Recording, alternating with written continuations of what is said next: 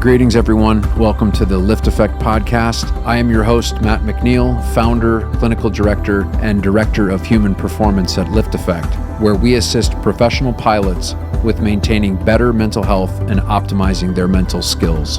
The goal of this podcast is simple: to help pilots and other high liability professionals and disciplines come out of the shadows to discover how we can live better lives personally and professionally. Join us each episode as we discuss various topics ranging from mental health, mental skills and performance, to business, entrepreneurship, and a few other surprises along the way.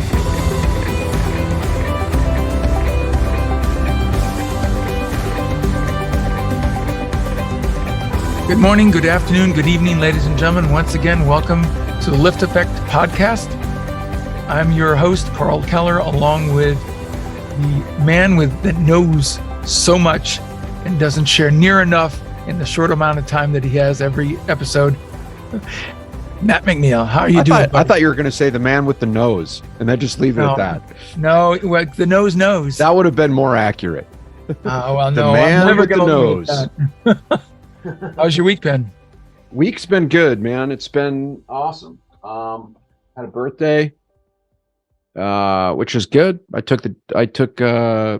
It was your birthday? Yeah, it was my birthday. Oh, you didn't share. It's okay. And yeah, it's been good. Talked to my mom, had a good conversation. I thanked her for carrying me around for 9 months and giving me the gift of being alive. There you go. You know, so it was I think week's been good. We had a V1 meeting, which was great. We covered we talked a lot about psychological algorithms, and so it's a good week. How's your week? How's the chaos? It's regimented. My daughter seems to have found herself a love interest. Oh, Jesus. I don't know what it is with my kids now. My son is dating someone who's from England, and she's visiting us. And now my daughter's gotten interested in someone from England, and she's going to go over and visit him. So yeah, I don't know. Oh, the good English. All right. Yeah. Well, that's cool. That's something you're going to have to figure that one out. Well, I tell you what, it's not like just having them come across a state line or a country, cross country. They're coming across the pond. They're going across the pond. Yeah, this is not where you can't interfere. Yeah. No, but Mama can. Oh, I suppose that's true. But all right. Well, I tell you what. Why don't we get into it? We got a great question. It's got quite a bit to it. So I know that you're going to sink your teeth into it and chomp away for quite a bit on this one. So I'm just going to read it to you, and then we can dissect it afterwards. Great podcast, guys. Here's my question. Since professional flying is so regulated, rehearsed, and laid out for pilots, isn't it easy to become complacent and turn ourselves on autopilot? You talk about concepts around peak performance. However, I'm unclear as to what the end goal is in our profession as airline pilots. Is it not to crash? Not to get violated? We have so many systems in place to ensure that isn't a likely outcome that I think it's difficult for professional pilots to stay motivated, especially after they've been on an airplane for a long time. What does aiming at improving out in performance look like in terms of practical steps? Sorry for being so long-winded on this, and sorry if my question is a bit vague and confused. Can't wait to see you go down the rabbit hole on this and have Karl pull you out. Have a nice day, guys, and thanks for all you do. Boy, I don't know. I may need a lot to pull you out of this one, because that's got a really good question. So the first question. Yeah. First part is, isn't it easy to become complacent and turn ourselves on autopilot? Yes. What do you think, Karl? I mean, you're a pilot, you're a professional pilot like me. Yes, I think it's very easy to just sort of lay back, and once you got it, you got it, and read the USA Today. You know? It can, especially on international flights where over the ocean there can be long gaps, and all you're doing is waiting for the next waypoint where you're going to have to make a report or fill out some paperwork. So it can be, and the thing is, I guess it's just to me, that's part of being a professional, is that you hold yourself to the standard going, well, I took a lot to get the certificate, and it's because I'm being a professional about what I do that I look at going, okay, when our piloting skills very often are not as important as they once were, because we have all these extra systems now to help us, whether it's autopilot, TCAS, you name it, weather radar. But we have to use our brains more, I think, to think downrange and to anticipate issues, whether it's in the US, whether your ATC is getting backed up, there's weather, there's delays, people, are they diverting? What's our fuel like?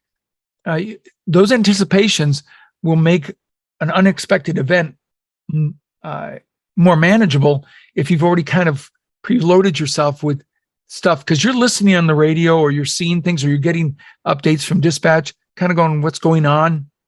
I think that's the key is to keep yourself mentally engaged, looking forward, because what's happening at that moment is being taken care of most of the time, except on arrival and departure when it's a very in the moment. But when you're at altitude, you're kind of forecasting, you're looking at what the weather's doing, you're looking at all those things.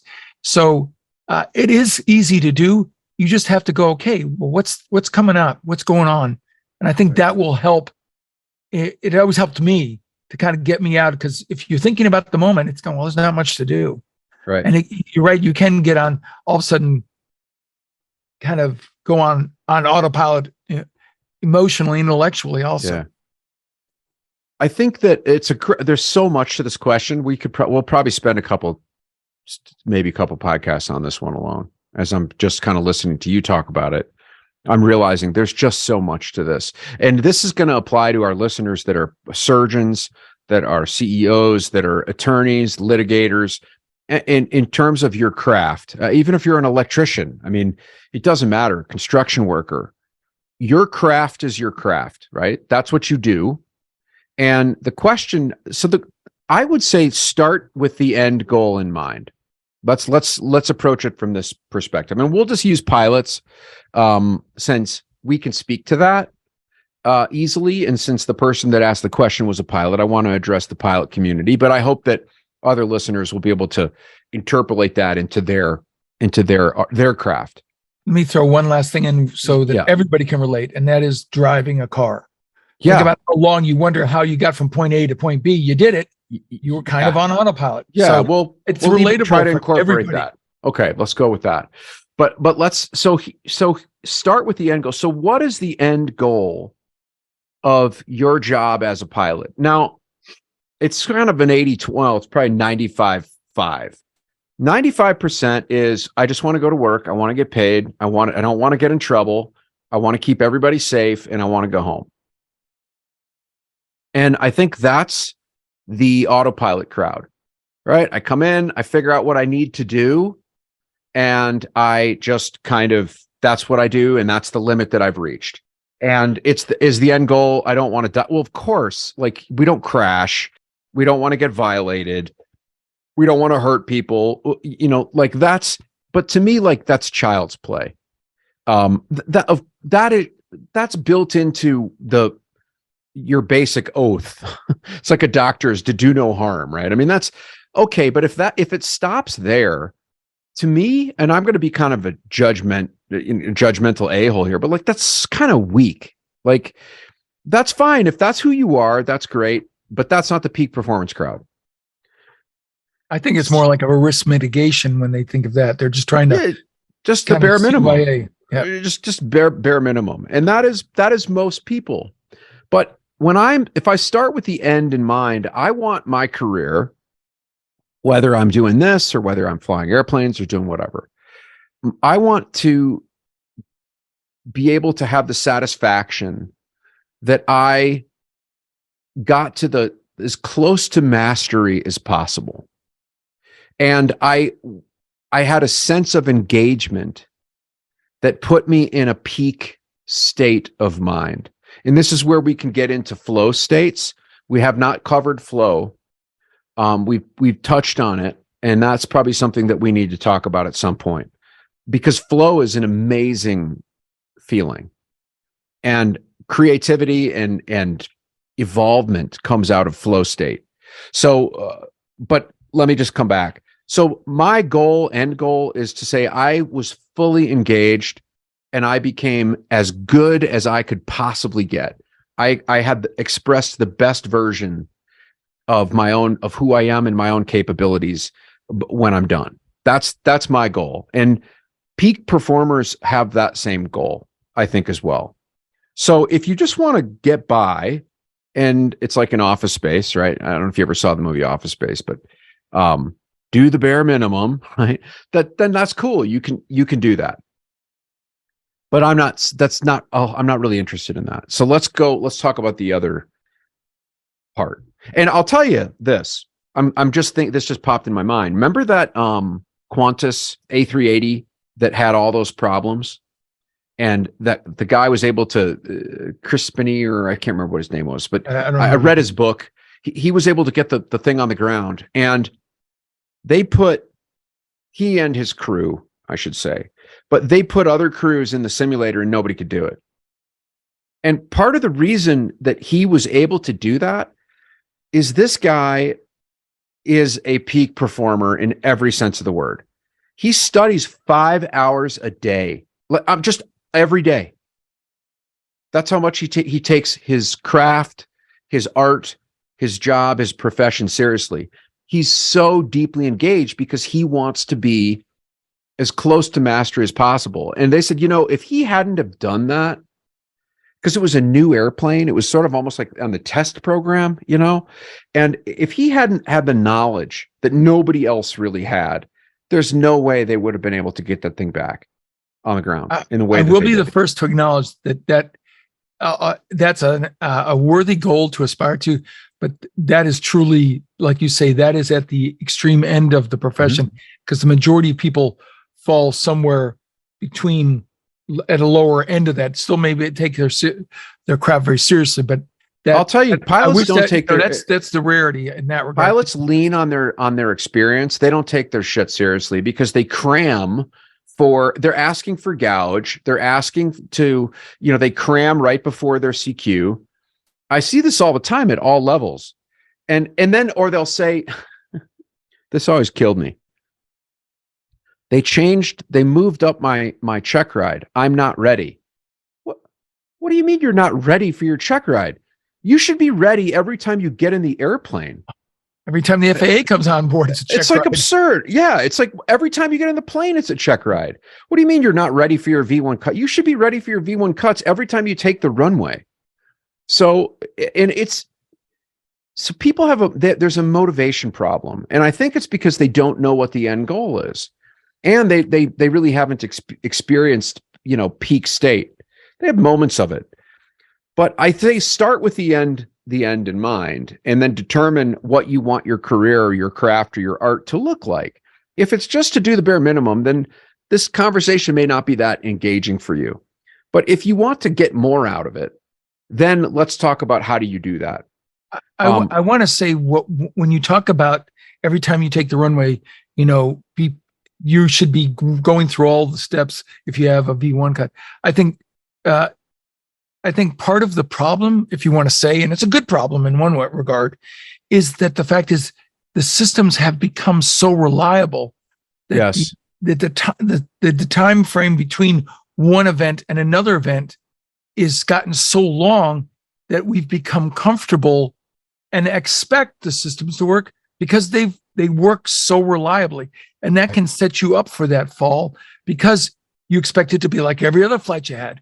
And, and it's the law of probability. Sooner or later, the number comes up, but the number has gotten so small and it takes so long. And maybe that's part of the reason why you're seeing some of the issues with the FAA and ATC and aircraft now with all these near misses. Is have we become too complacent and too comfortable with the technology and the reliability of it? That can fall into that complacency and being, quote unquote, on autopilot because you expect it to work like it always has. Right. And pilots they're undoubtedly they're pushed out of the loop. And so you've almost got to you have to fight your way to stay in the loop because there's so much automation and there's so much procedure. But I'll tell you this,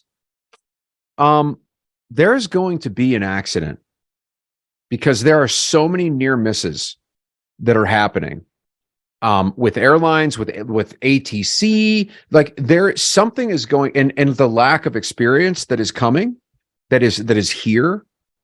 There is going to be something because people are so checked out, and they're out of the loop with the processes and the systems that we rely on. An accident is coming.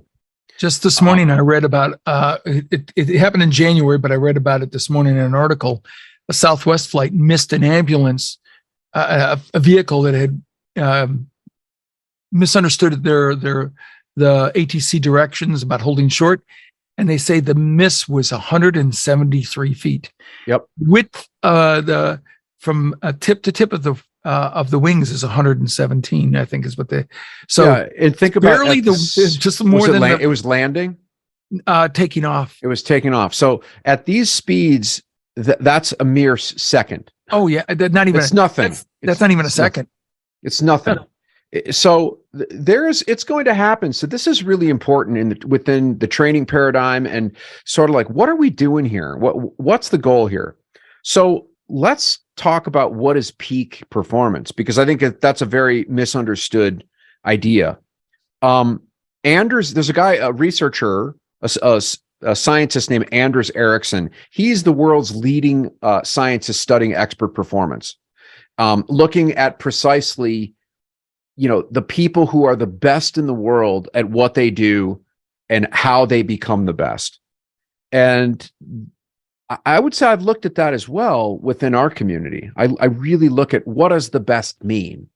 Because again, the standards are there. Everybody meets the standard. If you don't meet the standard, you shouldn't be in there. And hopefully the system weeds those people out.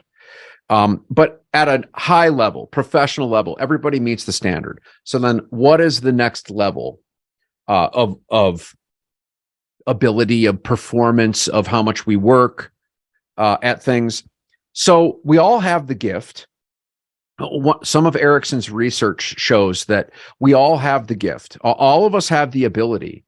But what sets the amazing people apart from just the average people? Actually, let me pull this up. I've got some quotes. Well, while you're doing that, it reminded me of what we were talking about just before we started the podcast. And I think part of what helps set people apart, mindset. For sure. Mindset's huge. Mindset's huge, the right but not mindset, enough. You gotta execute. But if you have the mindset that I'm going to do the best to be the professional and be at the top of my profession versus I'm just going in there to get the paycheck. Right.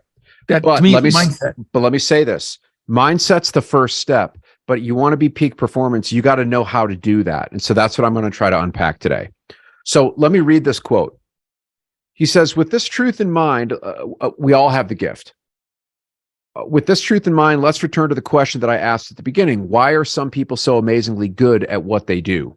And I pulled this out of a book that he wrote called Peak, which is a kind of like the most important book on peak performance, other than Csikszentmihalyi's book on flow. Over the years of studying experts in various fields, I have found that they all develop their abilities through dedicated training that drives changes in the brain, and sometimes, depending on the ability in the body, that makes it possible for them to do things that they otherwise could not. Yes, in some cases, genetic endowment makes a difference, particularly in areas where height or other physical factors are important. A man with genes for being 5 feet tall will find it tough to become a professional basketball player, just as a 6-foot woman will find it virtually impossible to succeed as an artistic gymnast at the international level. And as we will discuss later in the book, there are other ways in which genes may influence one's achievement, particularly those genes that influence how likely a person is to practice diligently and correctly. But the clear message from decades of research is that no matter what role innate genetic endowment may play in the achievements of gifted people, the main gift that these people have is the same one we all have, the adaptability of the human brain and body, which they have taken advantage of more than the rest of us. So what he's saying is that genetics may be a factor, but in terms of airline flying, not really. That's kind of like the skill. Do you have the the right stuff in terms of the ability to do things. That baseline has to be there, but we all have the ability to take it to the next level. All of us. So then how do we do that? So let's start to think about what are the necessary steps to go from average to peak. Mindset is part of it. You have to have the rationale and the desire and be in the right mindset to do that. But in terms of some mechanics, it's how you practice. And practice is not just in the simulator. I always I tell my clients, and I've told myself when I was flying, is every time I go out there is a chance to practice. It's not just in the simulator. And you can just sit and read the USA Today and stare out the window, or you can try to stay engaged. So what Erickson talks about is this concept of purposeful practice. Purposeful. And it's got several characteristics that set it apart from what we might call, he labels it as naive practice, which is essentially just doing something repeatedly and expecting that repetition alone will improve your performance. So that 90% of just the guys that are just on autopilot, they're in the naive practice category. They're just kind of, it's just we do the same flight over and over. It's the repeated steps. And part of the rehearsed, checklists are done in a very specific way, and flows are done in a very specific way. It's become so rehearsed that it pushes you into naive practice because it's so regimented. So you got to fight hard to stay into purposeful practice. So let's start by thinking about what won't help you take advantage of adaptability. So naive practice, simply doing the same thing over and over again and expecting to get better, that does not work. An example, so let's talk about driving. You mentioned driving a car. You may think that more experiences you have driving, the better driver you are, or if you're a surgeon, the longer you've been a surgeon, or a pilot, the longer you've been a pilot, that makes you better. But that just isn't the case. Simply doing something again and again does not lead to adaptability and improvement. And so we need to be purposeful plus deliberate about it, which leads to purposeful practice. Purposeful practice it's superior to naive practice, but not quite as good as deliberate practice, which is what Anders titles as the gold standard, is deliberate practice. So let's take a look at purposeful practice. Here's some of its top qualities.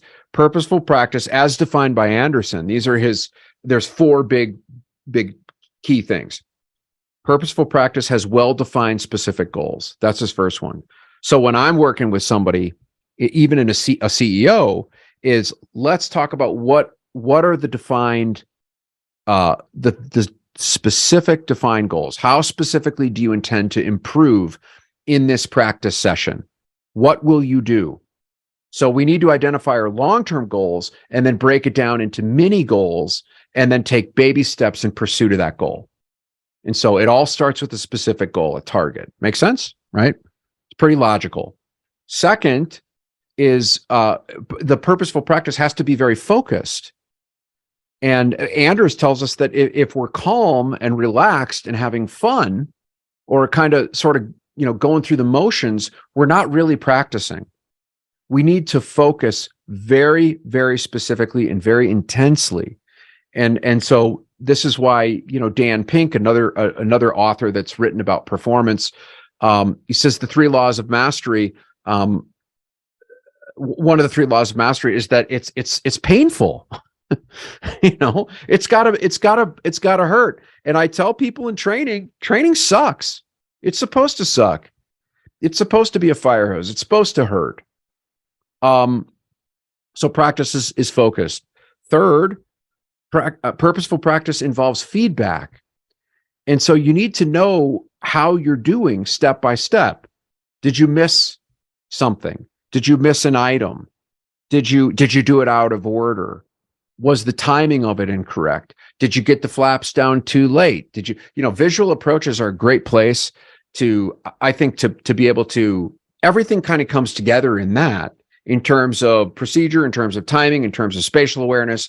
those kinds of things. So you've got to, but the point is, you got it has to involve getting some kind of feedback so you kind of know how you're doing. And then lastly, purposeful practice requires getting out of one's own comfort zone. So if you think about you're just on autopilot, this is just how I do it every time. And speaking of autopilot, take the autopilot off. Even when you're doing an approach, take it off. Use the flight director, right? Oh, no. It's got to be coupled. It's got to be coupled. Does it? Is that written in your op specs? Probably not. But and then when the autopilot fails on the approach, it becomes much more stressful because you have not gotten out of your comfort zone unless it was in the sim during your CQ event. So you've got to get out of your comfort zone. And so Andrews tells us that this is probably the most essential aspect of purposeful practice. And he one of the quotes he says is, if you never push yourself beyond your comfort zone, you will never improve. So I think that's really true. I mean, yeah, I agree. Think of a time where you didn't, I mean, every time you made improvement, you had to have pushed yourself out of your comfort zone. Or circumstances pushed you out. Sometimes. Or circumstances pushed you out. But the peak performers push themselves out. They don't wait for the situation to arrive. They don't wait for competition to push them out. That's why if you look at, and I'm not a big fan because not a fan of people giving themselves TBIs, but like boxers or MMA fighters, they practice with people that can beat their butts. I mean, they practice with world champions because they want to practice with somebody that's going to really beat them up. They don't practice with people weaker has the than them. Potential to, at least. Oh, yeah, they don't want to practice with somebody weaker. They want to practice with somebody stronger. A good tool that most of the airlines, I would think, I know mine did, is that when you landed, you would have a debrief time where you would talk about the things that went well, the things that didn't go well, what could we have done better, and those are things you should put in your toolkit so that you can think, and you should reflect back on what you just did, and that helps to reinforce, to capture those moments when you go, boy, why did I miss that radio frequency change or call? What was I thinking? What was I doing? Because half of it is acknowledging and realizing what it was that caused the problem. Because if you don't even know why you got there or what was going on at that moment, it's hard to fix what you don't even realize was broken. Does that make sense? Yep. Indeed, it does. It makes perfect sense. So, like in a nutshell, the purposeful practice is get outside of your comfort zone, but try to do it in a very deliberate, focused way with clear goals, a plan for reaching those goals, and a way to monitor with feedback what your progress is along the way, and figure out how to maintain your motivation. That's where the mindset stuff, I think, comes into play. So the gold standard of deliberate practice, so where there's purposeful and then there's deliberate, this is what separates the men and the women from the boys and the girls. Deliberate practice is purposeful practice plus having a teacher and going through a very clear training program in an established way. So sometimes flying can be that. I think training CEOs to do that. Training sales can do that. Training pilots can do that. Chess, certainly sports, has very clear training programs that are where there's and this is a key piece, where there are established top performers and equally clear means to achieving that mastery. This is a problem in aviation. We don't really have established top performers that we're thinking of. I think we have maybe those pilots that we love flying with, those pilots that you're like, I want to be like that person. I would define those as the top performers. And there are, there's that old saying, those that can't do teach. In some respects, there's really weak teachers, but there's also teachers in the training center that are those people where you're like, that is who I strive to be like. That's a top performer. And so start to study those people and fly with those people and take notes on what they're doing, so that they, that's something to aim at. Here's something that a pull quote I've got from what Erickson had said. He said, the fact that the human brain and body respond to challenges by developing new abilities underlies the effectiveness of purposeful and deliberate practice. The training of a London taxi driver or an Olympic gymnast or a violinist at a music academy is, in essence, a method of harnessing the adaptability of the brain and body to develop abilities that would otherwise be out of reach. But when we talk about, remember that gift that we talked about, you have your gift, adaptability, which means, in essence, you can change, you can get better. And Anders shows us how, and he's got a chapter called Harnessing Adaptability, in which he walks very step by step through the role homeostasis plays, and how somewhat, ironically, the way we get better is fueled by our natural programming to stay stable. So, oh man, there's so much to go through this. So let's talk about building mental representations. This is a big key theme in his research. Here's a pull quote on what he means by building representations. Building mental representations. What exactly is being changed in the brain with deliberate practice? The main thing that sets experts apart from the rest of us is that their years of practice have changed the neural circuitry in their brains to produce highly specialized mental representations, which in turn make possible the incredible memory, pattern recognition, problem solving, and other sorts of advanced abilities needed to excel in their particular specialties. So what does that mean? To me, it means pay attention. If you want to just sit there, checked out, and totally unengaged, you can do that. And you will not remember a single thing about any flight that you've done. I always kept a little journal after every flight.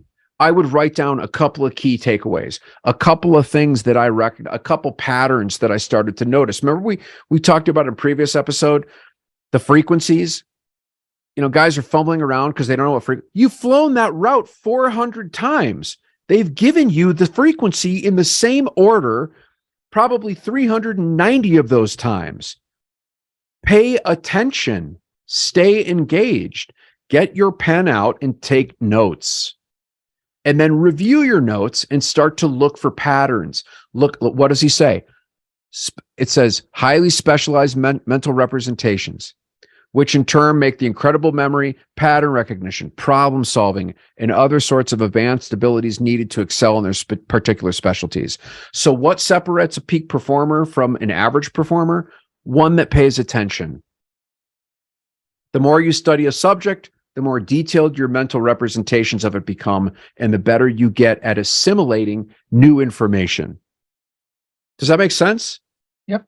That's a key thing, building mental representations. Then he talks a little bit about this, and this was Malcolm Gladwell, who some people love his work. I think he's kind of a hack.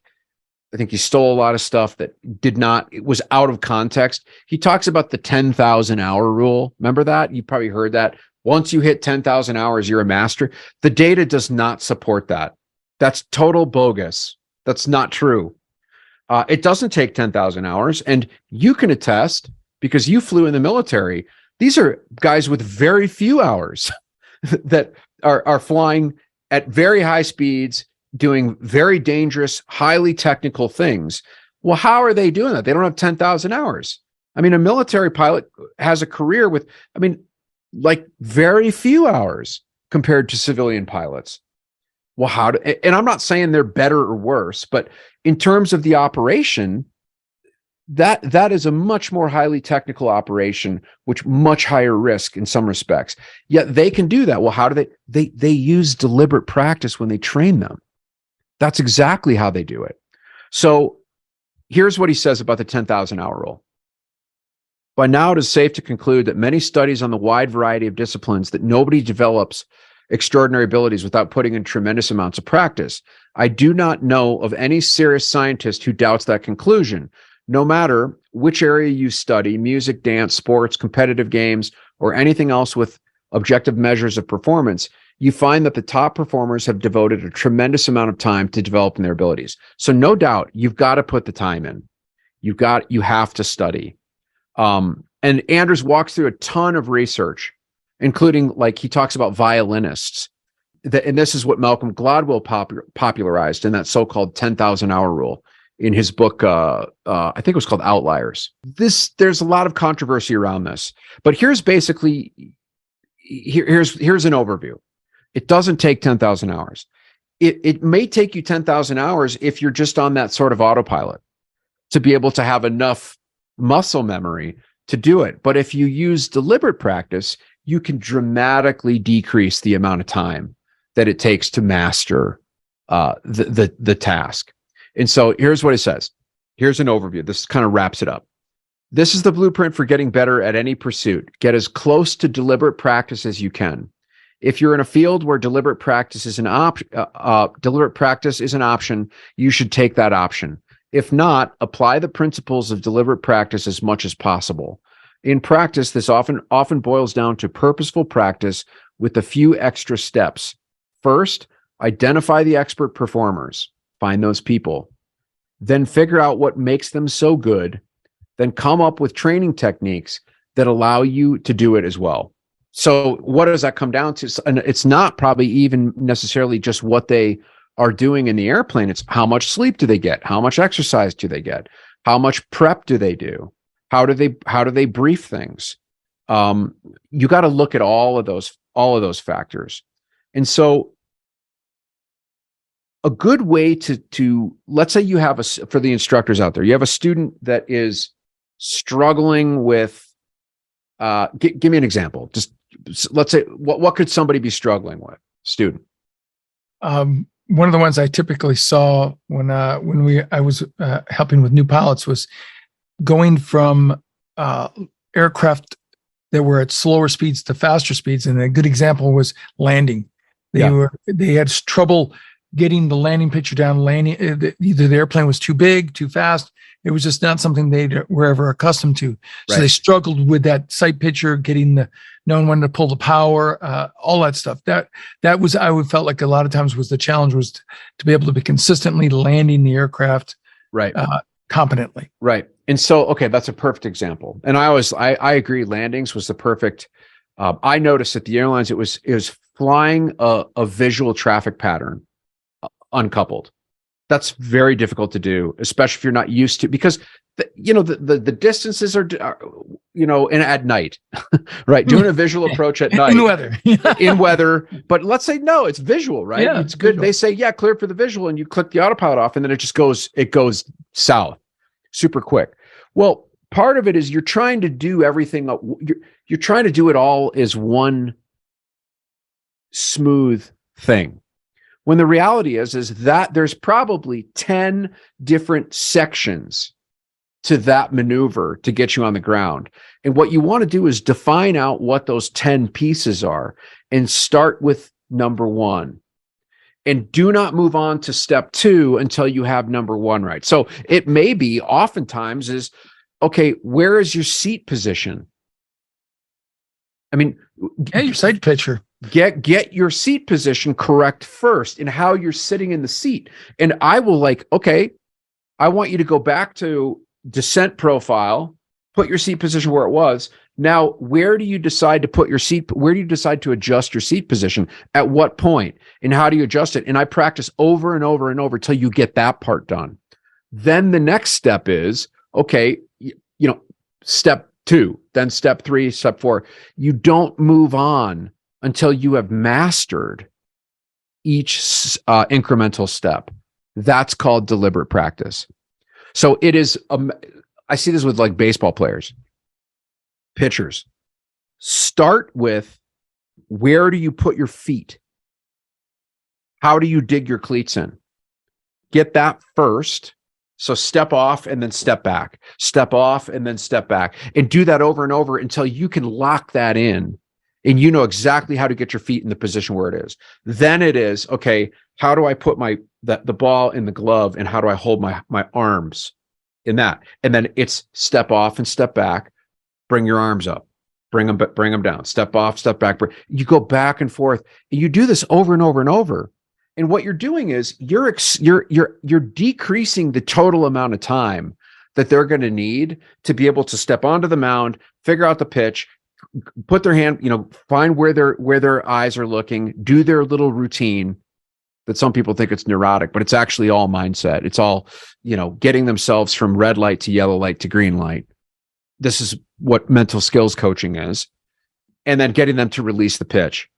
And if it's just like, well, just go up there and throw a good pitch, that's meaningless. That will take you 10,000 hours to be able to somewhat piece it together. But the problem is, by the time you get done with that, you don't really know how you got there. You can't really trace it back to how you built this together. And so the problem with that is that if there becomes a problem where all of a sudden you get into a slump, and I see this with landings, right? Guys say, all of a sudden I just can't land well anymore.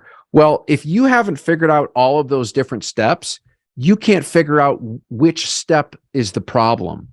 The whole thing just becomes the problem. And then what happens is we start trying to reinvent the wheel. You've seen this. I know you've seen this with other pilots, right? Also, you're like, what are you doing? Like, why are you like just reinventing everything that you're doing here? Because they don't know which step veered off or that needs to be adjusted.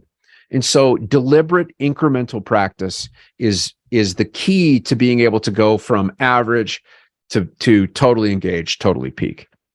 The training environments today, the curriculums are set up in such a way that it's very difficult to do that, where you break it down and take each component, because they're trying to there's so much that needs to be put into each session. Sometimes I'll tell you this. That's a challenge. I just got to be honest.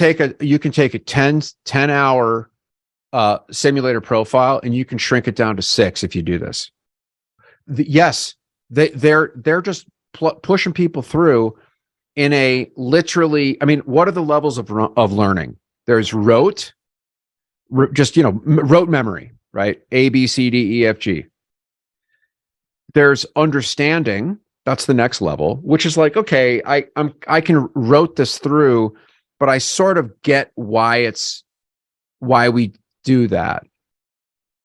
Then there's application, meaning, okay, now I can like put it within the system and be able to kind of move it around. That's, that level of learning. And then there's the correlative level, rote, understanding, application, correlation, RUAC. Correlative is the ability to reverse engineer. If you want to train a bunch of robots, then make sure that they learn at basically a rote and an understanding level. And I'll tell you this, I talk to instructors at Maine, like that's what they're doing. These guys they're pushing people through that have there's no applicative level of their learning. And so they get on an IOE, and the IOE instructors are going, why did you send this person through? They don't know their head from their ass with what is going on. Well, because you train them at a rote and maybe an understanding level, very little application level. Correlative level takes time. I mean, that's where experience helps. But if you start to use deliberate practice, you can actually shorten the training footprint and accelerate the level of learning that they achieve. They'll probably be more at an applicative level than just a rote or maybe an understanding level. I'll tell you, without a lot of experience, they're going to have to change things. Well, all the airlines, unfortunately, are hiring like crazy. Like my airline is hiring 50 a week, 200 a month.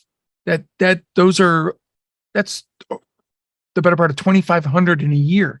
That's an amazing number of people to push through. And then with all the seat changes and the equipment changes, I hate to say it becomes a churn of it's a production line. And the challenge is to make sure that you're giving those people, that you're training that level of feedback so that they have all the skills and that they can build on them versus just trying to maintain them. But what could go wrong?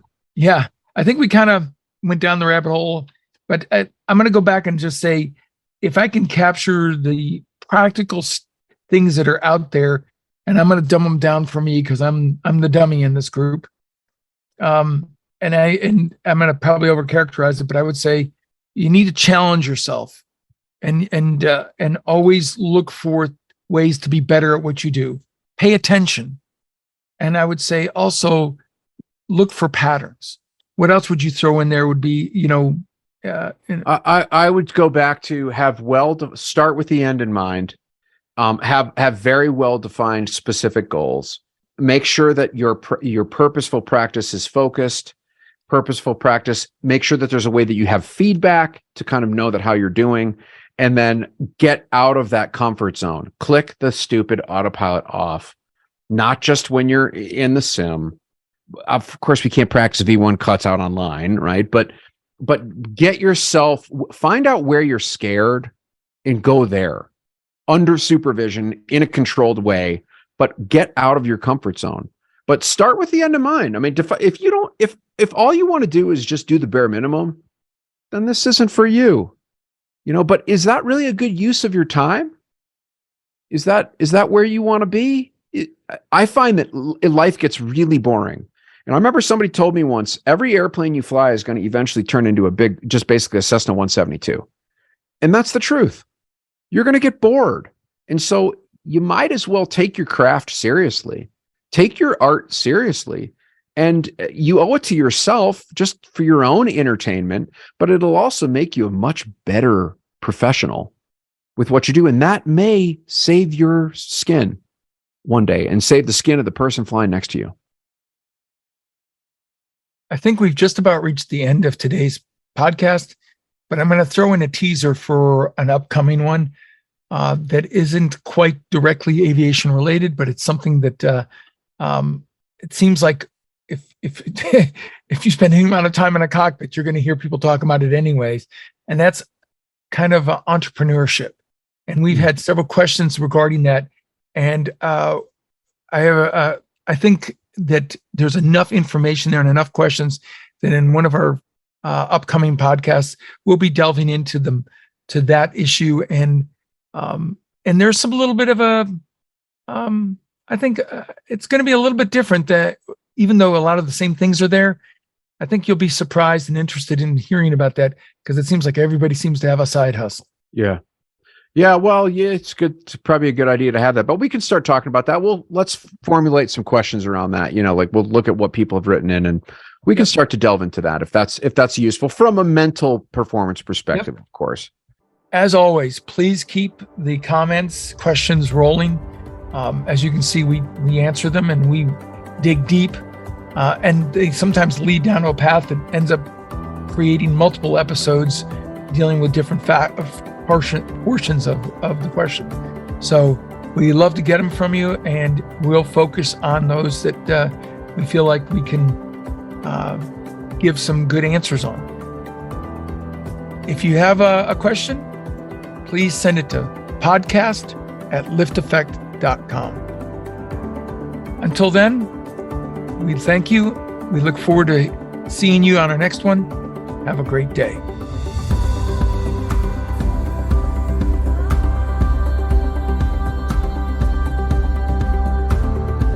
Thank you for listening to this week's episode of the LiftAffect podcast. If you want to dive deeper into this episode and every episode, go to our website, LiftAffect.com/podcast. If you're enjoying the show, we would love it if you'd follow us on Spotify and rate, review, and subscribe on Apple Podcasts. We really appreciate your support. You can find me on Facebook, Instagram, and LinkedIn, all with the ID Matthew McNeil. This show is brought to you by LiftAffect, a clinical mental health and consulting company that assists air carriers, corporate flight departments, pilot unions, and commercial pilots by providing comprehensive psychotherapy and mental skills coaching services to pilots with mental health and mental performance-related issues. Visit LiftAffect.com, that's LiftAffect.com, to book your free consultation. And finally, this podcast is for general informational purposes only. It does not constitute the practice of counseling, psychotherapy, medicine, or any other healthcare service, including the giving of medical advice. No therapeutic or provider-patient relationship is formed. The use of this information and any materials linked to this podcast is at the user's own risk. The content of this podcast is not intended to be a substitute for professional psychological advice, diagnosis, or treatment. Users should not disregard or delay in obtaining advice for any psychological or medical condition they have, and they should seek the assistance of their healthcare professionals for any such conditions. Thanks for tuning in, and we'll see you next time on the LiftAffect podcast.